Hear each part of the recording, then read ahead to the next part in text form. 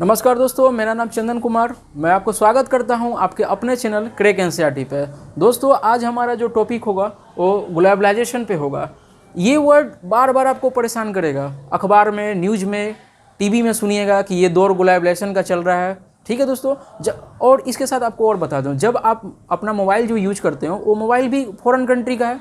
जब आप कपड़े खरीदने जाते हैं तो वो भी देखते होंगे कि सिर्फ इंडियन कंपनी नहीं है, यहाँ पे हज़ारों कंपनी है। कुछ कंपनियाँ अमेरिका की हैं, कुछ जर्मनी की हैं। तो अब अपने पापा से, दादा से, अंकल से, टीचर से पूछते होंगे कि ये बाहर की कंपनियाँ बिजनेस कैसे कर रहे हैं, तो वो आपको छोटे से में बता देते होंगे कि यह ग्लोबलाइजेशन का दौर चल रहा है। तो ये ग्लोबलाइजेशन है क्या, ये कौन सी चिड़िया है, और ग्लोबलाइजेशन इंडिया में आया कैसे, सारा कुछ जानेंगे। वीडियो को आप अंत तक देखिए, हर चीज़ क्लियर करते हुए एक कहानी की तरह आपके दिमाग में सेट कर दूंगा।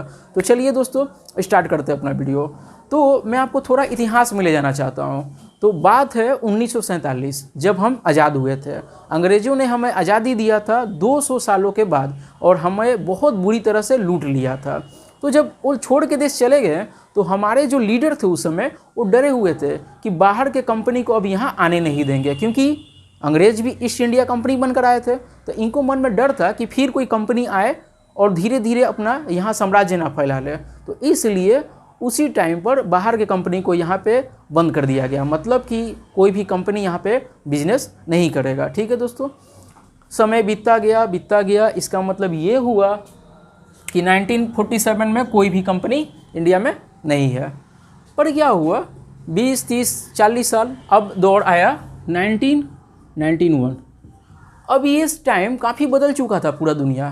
बदल क्यों चुका था? दुनिया काफ़ी तेज़ी से ग्रोथ कर रहा था। छोटे मोटे जो कंट्री आज़ाद हुए थे वो भी बहुत तेज़ी से तरक्की कर रहे थे, जैसे ताइवान, सिंगापुर, और वो इतना तेज़ी से तरक्की कर रहे थे, इंडिया उतना तेज़ी से तरक्की नहीं कर पा रहा था। वो छोटा कंट्री हम लोग से काफ़ी आगे निकल चुका। फिर बगल में हमारा पड़ोसी देश, वो भी काफ़ी निकल चुका। तो फिर सरकार में चिंता आ गई। सरकार के हमारे लीडर, हमारे इकोनॉमिस्ट लोगों को चिंता होने लगा कि आखिर हम लोग पिछड़ क्यों रहे हैं। तो फिर क्या हुआ, वर्ल्ड बैंक ने बताया कि पिछड़ने का कारण ये है कि आपने ग्लोबलाइजेशन को नहीं अपनाया।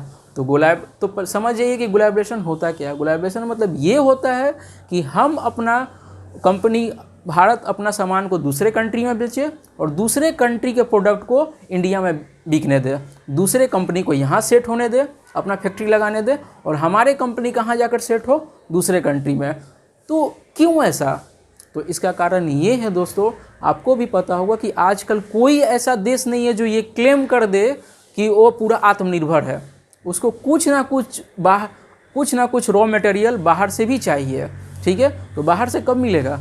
जब उसको आप अपने देश में बिकने देंगे, ठीक है, और आप जाके कहीं बाहर बेचेंगे। तो ये 1991 में हुआ क्या था? तो 1991 में ये हुआ था कि हमारे पास फॉरेन एक्सचेंज बहुत कम हो गया था, हमारे पास डॉलर नहीं था। अब होगा कैसे भाई, क्योंकि हम लोग तो कोई बिजनेस ही नहीं कर रहे हैं। अरे बिजनेस करेंगे, बाहर के कंपनियों को यहाँ आने देंगे तो उसके साथ फॉरेन करेंसी आएंगे, और उस फॉरेन करेंसी का क्या यूज करेंगे? जो हमारे ज़रूरत है, जैसे पेट्रोल और डीजल बाहर से खरीदते हैं हम लोग, तो उसके लिए तो डॉलर चाहिए। या सऊदी अरब ईरान को रुपया देंगे, और रुपया लेकर क्या करेगा? हमें डॉलर चाहिए। और डॉलर कब मिलेगा? जब हम बिजनेस करेंगे। समझ में आ रहा है आपको बातों को? तो इसके लिए 1991 में क्या हुआ, पीवी नरसिम्हा राव प्रधानमंत्री थे, उन्होंने सिग्नेचर किया कि आज से देश का जो मार्केट है वो खुल गया। अब कोई भी कंपनी यहाँ पे आके सेट हो सकते हैं बाहर के, और हम लोग भी बिजनेस करेंगे सभी कंट्री में। ठीक है दोस्तों, तो ये हुआ ग्लोबलाइजेशन। ग्लोबलाइजेशन मतलब कि हम भी बेचेंगे बाहर, हम भी लगाएंगे फैक्ट्री कहीं और वो लोग भी यहाँ लगाएंगे। तो फिर 1991 के बाद क्या हुआ, आप भी जानते हैं कि अभी चल रहा है 2021, और दुनिया इस समय दुनिया में 5 नंबर पर भारत पहुँच चुका, मतलब जीडीपी के मामले में। तो ये क्यों संभव हो पाया? ग्लोबलाइजेशन के कारण। मतलब आप सुनते होंगे कि भारत सबसे बड़ा मेडिसिन का प्रोड्यूसर है, और वैक्सीन का भी। और आपको शायद ये ना मालूम हो कि 90% रॉ मटेरियल हम लोग चाइना से इंपोर्ट करते हैं। तो बताइए, अगर ग्लोबलाइजेशन ना होगा, अगर हम लोग उससे बिजनेस नहीं करेंगे, तो क्या मेडिसिन के सबसे बड़े प्रोड्यूसर होते? नहीं होते। तो याद रखिए, कोई भी कंट्री नहीं कह सकता कि उसके पास सब कुछ है। अरे आपको वर्ल्ड में सुपर पावर बनना है तो आपको कुछ इंपोर्ट भी करने होंगे, और उनसे बनाकर कुछ एक्सपोर्ट बाहर करना होगा, जैसे जापान करता है। ठीक है दोस्तों, तो समझ में आ रहा है ग्लोबलाइजेशन। तो 1991 के बाद क्या हुआ, हम लोगों ने ग्लोबलाइजेशन को अपना लिया, ठीक है। और धीरे धीरे क्या हुआ, इंडिया में बहुत सारे एमएनसी कंपनी खुलने लगे। अब ये एमएनसी क्या होते हैं दोस्तों, बहुत सारे बाहर के कंपनी आकर यहाँ पे खुलने लगे। तो पहले समझिए एमएनसी का मतलब होता है मल्टीनेशनल कॉरपोरेशन। मल्टीनेशनल कॉरपोरेशन मतलब वह कंपनी, वह फैक्ट्री जो एक कंट्री का ना हो, एक कंट्री से दूसरे कंट्री में उसका फैक्ट्री हो, उसका ऑफिस हो, उसका सामान वहाँ बिकता हो, उसको बोलेंगे मल्टीनेशनल कॉरपोरेशन। जैसे वॉलमार्ट, फेसबुक, अमेजन, ये सब मल्टीनेशनल कॉरपोरेशन है और यही ग्लोबलाइजेशन को बढ़ाते हैं। जैसे ग्लोबलाइजेशन इंडिया में जो इतना काफ़ी तेज़ी से बढ़ रहा है, आज हम मोबाइल भी खरीद रहे हैं तो बाहर का कंपनी हमें ऑफर कर रहा है। आज Nissan, Toyota, Ford car company सब बाहर के हैं।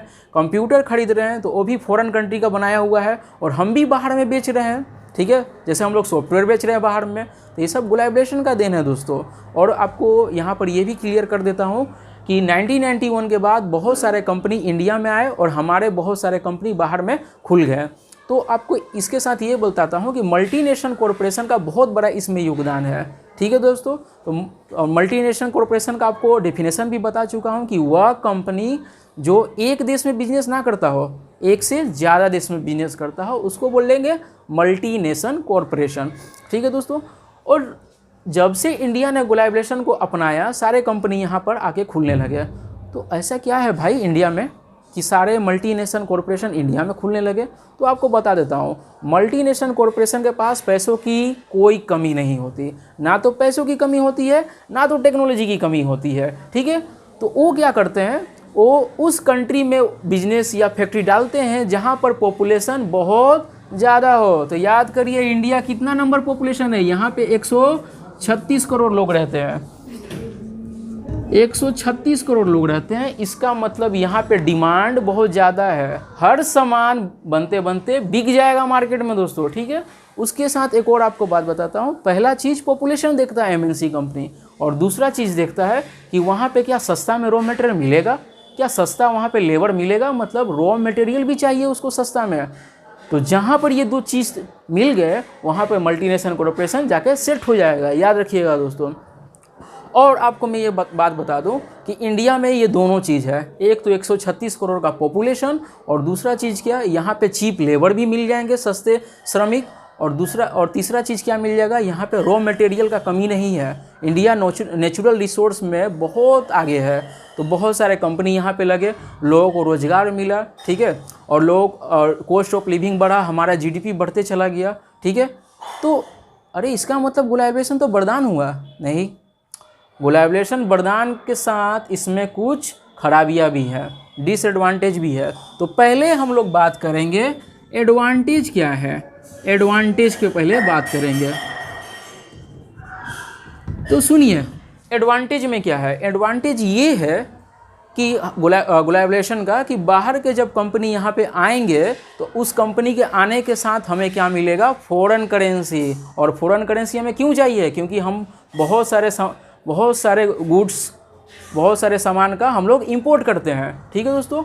और तो इसका मतलब हमारे पास फॉरेन करेंसी आएगा। और दूसरा चीज़ क्या आएगा, अगर बाहर का फैक्ट्री यहाँ पे आया, दूसरा कंपनी आया, तो अपने साथ टेक्नोलॉजी भी हमें दे पाएगा। जैसे 1991 के पहले क्या था, एक आपने देखा होगा, एक कार देखा होगा जिसमें मंत्री लोग बैठ के आते हैं, पुराने ज़माने वाले एम्बेसडर कार, वही एक कंपनी हुआ करता था, सिर्फ वही बेचता था और एक ही कंपनी था, तो बहुत ज़्यादा प्राइस लेता था, ठीक है। क्यों, क्योंकि उसको टक्कर देने वाला नहीं है, खरीदना है तो उसी से खरीदो। अब जब ग्लोबलाइजेशन आ गया, हज़ारों कंपनी है अभी, और हज़ारों कंपनी होने से क्या हुआ, ये हुआ कि कंपटीशन बढ़ गया, और जो कंपनी को टिकना है उसको कम, उसका कॉस्ट को कम करना होगा, कम दाम में उसे बेचना होगा, बढ़िया क्वालिटी के साथ। समझ में आया दोस्तों। तो इसका मतलब ये हुआ कंज्यूमर के पास ऑप्शन की कोई कमी नहीं है, हमारे पास बहुत सारे ऑप्शन है, ठीक है दोस्तों। जैसे मोबाइल कंपनी बहुत सारे हैं, इंडियन कंपनी माइक्रोमैक्स था दोस्तों, ठीक है,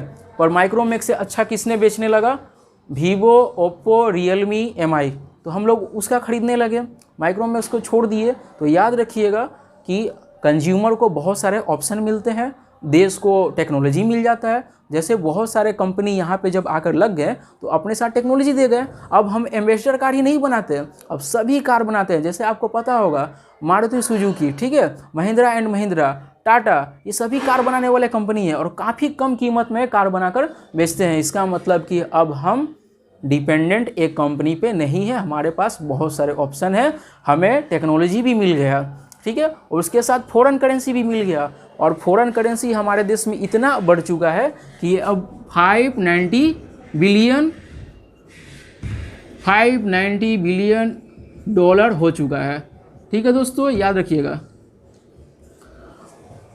और मैं आपको इसके साथ जाते जाते ये बता दूं कि मल्टीनेशनल कॉरपोरेशन के पास बहुत पैसे होते हैं। जैसे कुछ ऐसे भी कंपनी है जिनका अगर नेटवर्थ का बात करें, पैसे की बात करें, तो कुछ देशों के जीडीपी से 10-10 गुना ज़्यादा है। जैसे पाकिस्तान का जितना जीडीपी है उससे 10 गुना ज़्यादा किस कंपनी के पास पैसे हैं, वो है माइक्रोमैक्स, ठीक है दोस्तों, अमेजन, सऊदी अरामको। इसका मतलब ये है कि जैसे ग्लोबलाइजेशन बढ़ा, इस कंपनी का सारे मल्टीनेशनल कंपनी और पैसे वाले हो गए हैं। नए नए जगह पे इन्होंने जाकर अपना फैक्ट्री को लगाया, रॉ मटेरियल यूज किया और जाकर बाहर बेचने लगे, ठीक है दोस्तों। तो इसके साथ याद रखिएगा एक और कि मल्टीनेशनल कॉरपोरेशन एक कंट्री के नहीं होते, वो अपने दिमाग में ये फिट करके चलते हैं कि उनका जो प्रोडक्ट है दुनिया के हर कोने में बिक जाए, ठीक है। और ग्लोबलाइजेशन का एक ये भी हमें बेनिफिट मिला कि अब हम जो प्रोडक्ट यहाँ बेचते थे अब वो पूरा दुनिया में बेच सकते हैं।